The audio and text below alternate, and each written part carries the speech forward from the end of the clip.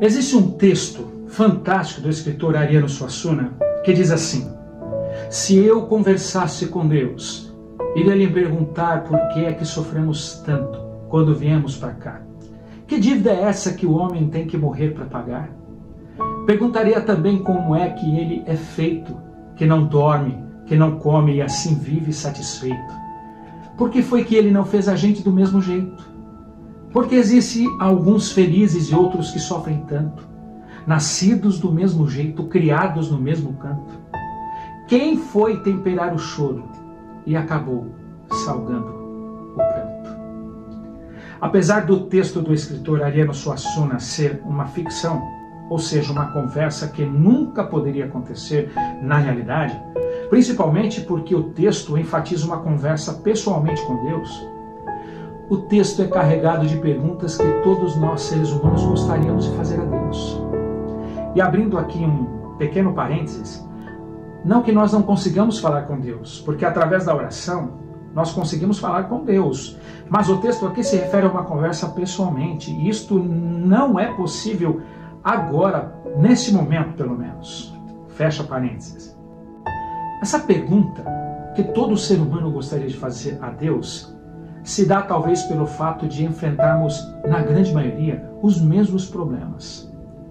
Problemas financeiros, problemas de saúde, problemas emocionais, problemas relacionais com os nossos filhos, com os nossos pais, com os nossos irmãos, com amigos, problemas de solidão, saudades, morte.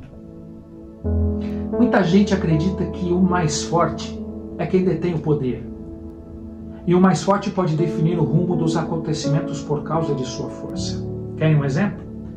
Se um homem forte vê um outro batendo numa mulher, ele poderia interferir com a sua força e salvar a mulher da agressão.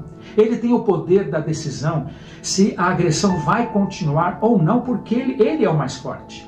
No caso do nosso texto, Deus é o mais forte. E ele poderia intervir em toda e qualquer situação. É por isso que muitas vezes culpamos a Deus de ser o responsável pelo que acontece de mal em nossas vidas, porque Ele é o mais forte. Ele, sendo o mais forte, poderia entrar com providência em nossa vida e solucionar os nossos problemas, mas isso não acontece frequentemente. E vez por outra perguntamos: onde está Deus nessa hora? Mas o que a Bíblia fala sobre isso? Abra sua Bíblia ou ligue a sua Bíblia no Evangelho de João, no capítulo 16, no verso 33, e nós vamos ler juntos o que diz a palavra de Deus. Ela diz assim: eu, ou seja, Jesus, lhes disse essas coisas para que em mim vocês tenham paz. Neste mundo vocês terão aflições, mas tenham ânimo, eu venci o mundo. Jesus, que é Deus, que é o mais forte, sempre nos disse a verdade. Ele disse que no mundo nós teríamos aflições. Ele não disse que poderíamos ter aflições, ele disse que teríamos aflições. E a pergunta que fica para todos nós é: por que Deus, sendo o mais forte, não vem em nosso socorro sempre? Afinal de contas, um pai aqui da terra não viria socorrer o seu filho quando ele está com problemas sempre. Por que Deus não age assim? A única resposta que podemos dar honestamente a essa pergunta é: eu não sei.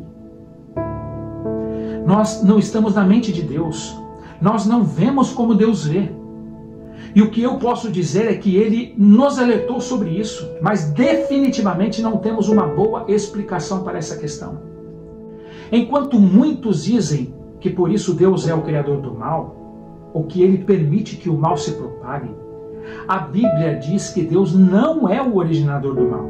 Gênesis 1:31 diz: viu Deus tudo quanto fizera, e eis que era muito bom. Deus viu que a sua criação era muito boa, e juntamente com Deus, o Pai, Jesus e o Espírito Santo, a Trindade, eles criaram tudo. E a base desta criação era o amor. Quando eles decidiram criar os seres humanos, eles compartilharam o amor. Mas para nos dar a capacidade de amar, Deus tinha que nos dar o que chamamos de livre-arbítrio, para decidirmos amar ou não. Agora, por quê? Porque o amor sempre envolve uma escolha. Se formos programados para dizer eu te amo, não seria realmente amor, seria apenas palavras. A grande tragédia aconteceu quando o ser humano abusou do livre-arbítrio, rejeitando Deus e escolhendo andar longe dele. O resultado foi a introdução de 2 tipos de mal no mundo: o mal moral e o mal natural. O mal moral é a imoralidade, a dor, o sofrimento, a tragédia que vem porque escolhemos consciente ou inconscientemente ser egoístas, arrogantes e insensíveis. O segundo tipo de mal é chamado de mal natural, que se reflete em terremotos, tornados, furacões. Estes são resultados indiretos.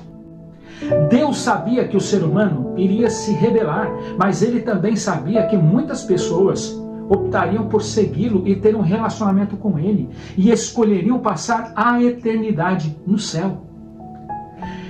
Isso é tão profundo para Deus, que mesmo custando a dor e a morte de Jesus, ele não desistiu do ser humano. Romanos 8:28 diz assim: sabemos que todas as coisas cooperam para o bem daqueles que amam a Deus, daqueles que são chamados segundo o seu propósito. O versículo não diz que Deus fez o mal e o sofrimento, mas ele promete transformar aquilo que não é bom em consequências boas.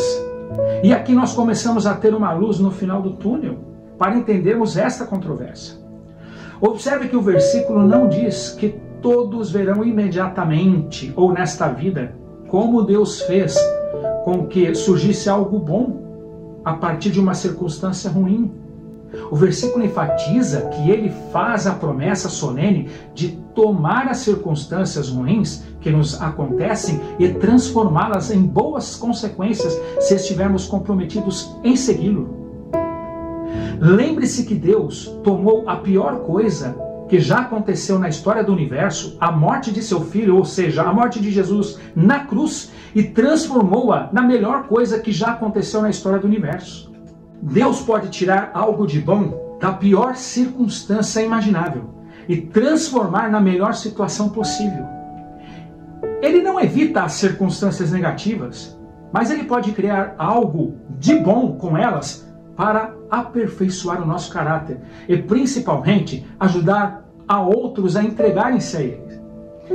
Pela observação daquilo que nós estamos passando, nós podemos optar em sermos amargos diante do sofrimento e das tragédias, ou nós podemos optar em voltarmos para Deus e vivermos em paz e com coragem. Conhecemos exemplos de como o sofrimento faz com que uns fiquem amargos, rejeitem a Deus, tornando-se insensíveis. Já outros, pelo contrário, a dor leva essas pessoas a entregarem-se a Deus, tornando-as mais amorosas, dispostas a ajudar outras pessoas que sofrem. O texto de João 16:33, no finalzinho do verso que lemos, diz assim: eu venci o mundo. Aqui Jesus venceu o mundo através de sua morte. O sofrimento já não tem mais a última palavra. A doença já não tem mais a última palavra. A morte já não tem mais a última palavra. Jesus tem a última palavra. A morte não é o ponto final da existência humana, mas uma vírgula de uma história que continuará. Deus não interveio na morte de Cristo na cruz porque existia um motivo que nós conhecemos hoje. E o motivo éramos nós. Eu e você, e a nossa salvação. Se ele não interveio na morte de seu único filho por um motivo maior, talvez exista um motivo que explique o porquê ele não intervém, muitas vezes, no nosso sofrimento. Deve existir um motivo maior que só ele conhece. Talvez você esteja passando hoje pelo pior sofrimento da sua vida. E talvez você esteja suplicando, gritando para Deus que Ele te ajude, e a ajuda parece não existir. Talvez tudo que eu disse nesse vídeo não está fazendo a mínima diferença hoje para você. Mas quando você puder parar, e esse sofrimento diminuir, e você puder raciocinar, lembre-se de um detalhe que pode fazer a diferença. Nós não estávamos no Éden. e herdamos o sofrimento. E aqui existe um contraponto. Nós também não estávamos no Calvário e herdamos a graça. Um dia nós vamos entender por que nós sofremos tanto nessa terra. E Jesus é quem vai explicar isso para nós. Creia, confie no Senhor, pense nisso.